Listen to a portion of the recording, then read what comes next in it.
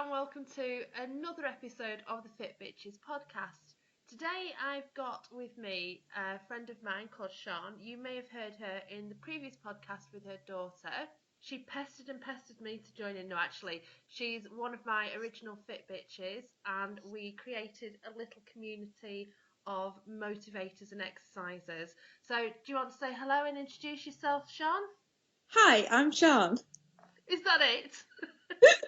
What else is there to say? There's loads to say. Tell us a little bit about yourself. I am on the wrong side of 40 and I am a blogger and a social media consultant, PR, dishwasher, floor sweeper, and everything that I'd like to turn my hand to. Excellent. So let's just talk a little bit about why we got started with Fitbitches, because it was really sort of an idea we had ourselves with a couple of others just bashing our heads together. We all found that we'd got these little widgets. Well, no, we found that we were being lazy cows. Well, that is very true, yeah.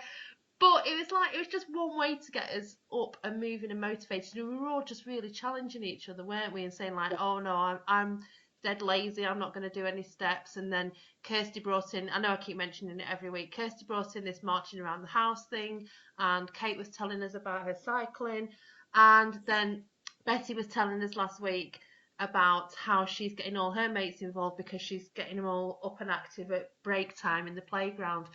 And, you know, I think these little widgets that we're all using, because we've all got a variety of different ones.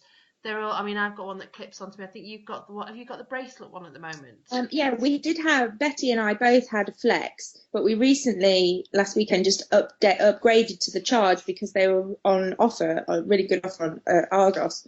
So we've upgraded, and we weren't going to both sell our Flexes, but my other daughter, Bieber, is now joined in as well, to just show you how addictive the It's whole... like a little cult we're creating here, isn't it? Getting the kids involved in everything.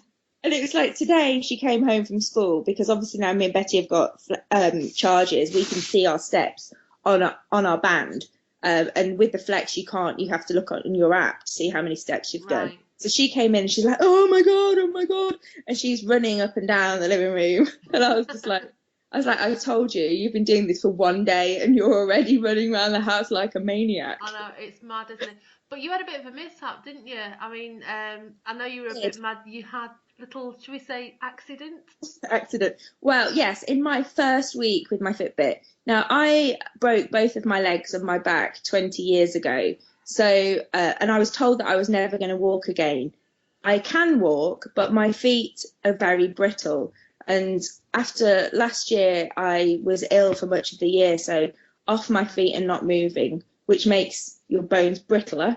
You need to keep moving to exercise them to keep the strength up. So I got my Fitbit, and pretty much before that, I wasn't really moving. I probably 600 steps a day. Thing is, though, can I just put in there as well, though? I was working from home up until recently, and I know you work from home as well, because we both were working for ourselves.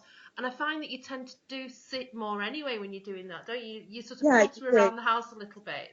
You make excuses for not moving, and you just find yourselves just not doing very much. And I think, and it wasn't until I got a Fitbit that I realised just how bad that was. Yeah.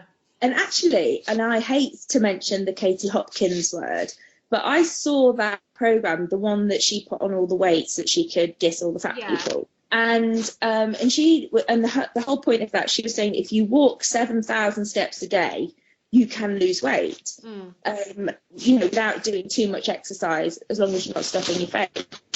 And so I had a Pebble smartwatch, and there's pedometer apps for that, but it's not very good. It really overcounts. And it was saying I was doing about 1,000 steps. And I thought, well, that's really bad. And obviously I know I don't move much because I work from home. So I bought a Fitbit, and then we started the group. And then it was just like a bunch of crazy nutters. You give this little widget and we turn into, I don't know what. But it's just gone a little bit crazy, hasn't it? Yeah, but it's all, we just like, we all get on really, really well. Yeah. No maliciousness in there, and we throw abuse and we shout at each other. and we're saying, where the hell is she? Is she dead? Why hasn't she walked today? Yeah, you can always tell when somebody's left their Fitbit at home. It's either not, or they've not synced it into the app, because the steps just don't move at all. And I know you text me on at least one occasion and said, "Are you dead?" or "What's going on?"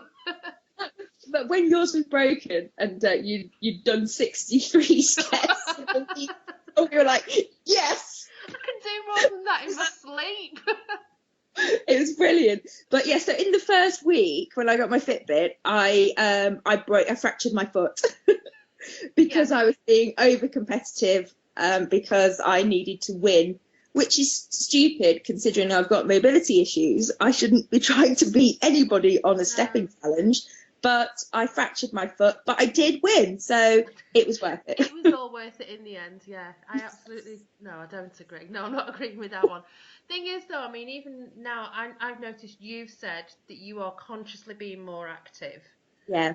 You're taking, like you were saying with Betty last week, you're taking the dog out for a walk more, and it's in the forefront of your brain now, because those numbers, even though they don't actually matter, they do matter, because it's just more for you about the motivation. I mean, for me, it was more about losing weight, creating a different body shape for myself. So I do the Slimming World and I do the running, and that is a slow progress, because even the run leaders at my club say, don't join this group if you're coming to run to lose weight. It will work if you're eating healthily, or you're eating differently, or you're eating, you're part of a diet group, or change of life type group.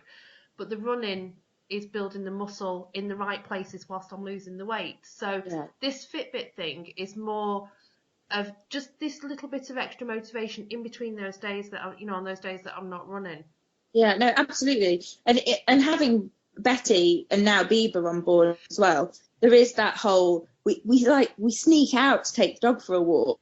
The other day I was like, I noticed I was 1,000 steps behind Betty and she was upstairs in her bedroom. And usually I would say, come on, let's take the dog for a walk. And I was like, come on, Purd, you and me. And then Betty came back and I came back, she's like, where have you been? I'm like, oh, nowhere.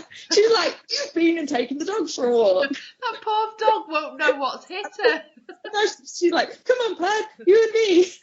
So the dog is like constantly flaked out. But so we would never be doing that before. No. I'm averaging about, I think about 6,000 to 7,000 steps a day. And I make, when I'm on the phone, when I'm working, I walk. Yeah. And I know if I've been on the phone loads, I can be up to 10,000 steps. Yeah, you see, I notice. I always do that. If I'm on the phone, I walk. Yeah, I notice when I'm sat at my desk, I'm doing, on average during the day, even if I take the dog for a walk, it's about 3 to 5,000 steps. But when I've come back from a run, and at the moment with the group we're averaging about 2 miles a run, and we do 3 miles on a Saturday. It's somewhere between 10 and 13,000 steps. Yeah. And I should probably be replicating that. I mean, there's some people in our little group or in our little community that we're friends with on the Fitbit app.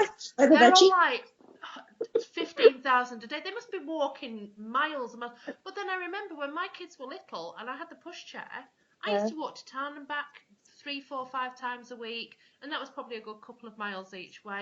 And I never batted an eyelid. And I think you forget when you've got little kids how much running about you do after them as well. Also, some of them work in shops. Yes. Yeah. Some work in schools. Our commute is down the flight of stairs. Yeah, so, I mean, my commute at the moment is to the car.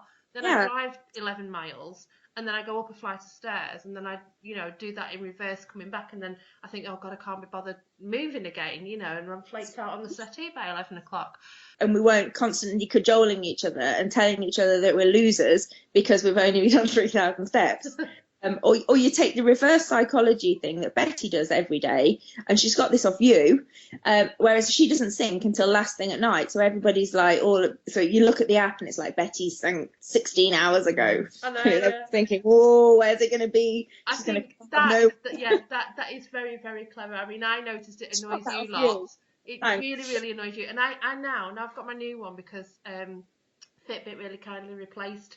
I had a really old model and it broke, but they said it should have lasted longer than it did. So they've replaced it with the equivalent now. So I've now got the Fitbit 1, and I can actually, every time I open my app, it syncs to, it's all connected now. Don't ask me how it works. It's all, things that are invisible in the, from a digital geek. No, I don't know how it works. I'm sorry. It's these invisible things that happen in the air in between my phone and wherever I've got it clipped to. I'd like to say that Fitbit are actually really, really good on their support, because we've had a few issues, haven't we, the last week or so. Last week, the app wasn't syncing. It wasn't updating the steps into our group. And I tweeted, and within 10 minutes they replied, and they said, yes, we found an issue, thank you. And I don't know any other any other company that really has that good customer service. No, I mean, I've got a bit of an issue with mine, but I mean, I'm on a Windows phone, and I keep moaning about Well, that's your phone that's rubbish. I know. I don't think Windows phones are completely on the ball with all their apps, especially when you compare them to iPhones and Android phones. And I yearn every day for my Android phone back again, but I'm tied into a contract, so I've got to put up with this Windows phone. Yeah. And the app works, but it doesn't work as effectively as it should do. I don't really want all the notifications, because it's just all of us that telling you need to move more. Well, this is true. But no, Fitbit are really, really good on the support. I will say. I mean, I tweeted them last night. They tweeted me back by this morning, and again, there was another question I had, and by the time I came home from work, I had a reply waiting for me. And yeah, they are really, really good. But I think that's where their popularity has gained as well, because, like you just said, you don't know any other company that does that as effectively. And that word spreads. I mean, look at us. I've started these podcasts because we were all into our Fitbit widgets, and I know it's gone wider than that now. But it's only because of that this started. Yeah, you're right. I mean, when we're tweeting and we're using the Fitbitches hashtag, other people are saying, oh, what's that about? Or I know I've been tagged a few times in the last couple of weeks of people saying, I'm thinking about getting a Fitbit. What do you think? You're like, welcome to the dark side. Yeah, exactly. And I know that just in the last 2 days, I've had two of my friends that wouldn't normally say something to me about what they've seen me sharing on social media, and they've congratulated me on, sort of like the themes of this podcast and everything like that. So it definitely is positive in lots of different ways, and I can see how it's spreading out now, how I wanted it to spread out. I'm liking the idea. That link that you sent me earlier or at the weekend, that great article on bustle.com. Yeah, it's fantastic. Do you own your Fitbit, or does your Fitbit own you? That is us to a T. It is. Listeners, if you want to read the article, it's not one that we've written. It's on bustle.com, and I'm sure if you just Google, do you own your Fitbit, or does your Fitbit own you, you'll find that it's a really popular article. And if you've got a Fitbit, you will absolutely, you'll be all over it like a rash. You really will. It's to a T. It's like we've joined a dark cult, the dark cult of Fitbit. It's like I have actually got one similar to that in draft, nowhere near as well written as that one is. So I think I'm just going to delete mine, and I'll just keep sharing that one for whoever wrote it in the first place. But it's so, because we just talk utter rubbish to each other, don't we? Yeah.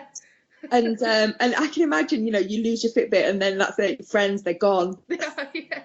Who was she? We don't know, we don't care. It's an talking in terms of steps here. If you can't tell me how many steps you've done today, you can't be my friend. Yeah, it was so clever. But yeah, like you said, it's everything we've been talking about over the past few weeks. Absolutely. So just to recap, I mean, what else? Is there anything else you can do with your injury history, or is this the best thing that you've found to get yourself moving on a low level scale, but something that's effective? One of my ankles is surgically fused, so it's pinned, so I can't run because my ankle doesn't move. So the only thing exercise I can really do is swimming or cycling. And I think just getting walking is such a positive thing. It's positive for my feet injuries anyway, because I've got osteoporosis. So not walking makes my bones more brittle. Mm. So even though I've got this fracture, I've got this fantastic thing, an air boot. The fracture clinic has come on in leaps and bounds in the last 20 years. and this air boot is used instead of a plaster cast, and it's amazing. It's like life changing. I can walk without any pain at all. What's that doing? Is it sort of cushioning the ankle then? Well, not the ankle, because the ankle doesn't move. Oh, the fracture's on your foot. Sorry, yeah. So how's it working that? I don't know really. It's magic. Oh, that's fine. That's all I need to know. Yeah, it works. It works like it does between the app and my widget, wherever. Yeah, that's fine. We don't need to know anymore. Magic. Magic. and on that note, I think that's where we'll leave it for today. But thank you for being my guest. You're welcome. Yeah, and I'm sure there'll be another episode with you involved somewhere along the line, because if your other daughter's now a cult member, I'm sure we'll be chatting to her at some point. I think she's jumping up and down the stairs at the moment. I can hear her. All right. Well, we'll have her on another time. Thank you. You're welcome, and I'll speak to you soon. Thanks, Sian.